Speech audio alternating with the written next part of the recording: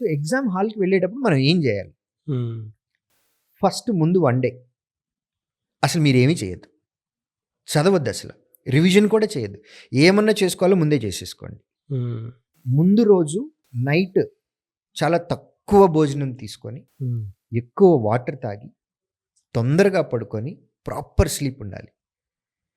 మీకు ఇది ఇంత మైండ్‌లో ప్రెషర్ ఉన్నట్లయితే గనక నైట్ లేట్‌గా పడుకుంటారు ముందు రోజు. నిద్ర సరిగా ఉండదు. హ్మ్. తొందరగా లెగుస్తారు. దాని తాలూకు డ్రౌజీనెస్ ఉంటది. బాడీ ఫిజికల్‌గా, మెంటల్‌గా చాలా వెక్స్ అయిపోయి ఉంది.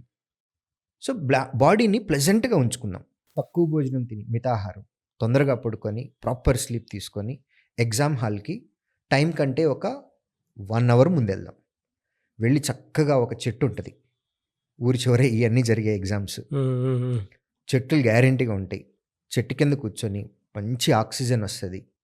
ప్లెజెంట్‌గా ఒక మంచి ఫ్రెష్ ఎయిర్ తీసుకొని, ఇవాళ ఎగ్జామ్ హాల్‌లో నేను నాకు తెలిసినటువంటి క్వెషన్స్ ఎక్కడున్నాయో అవే ఎతుక్కొని పెట్టుకుంటాను.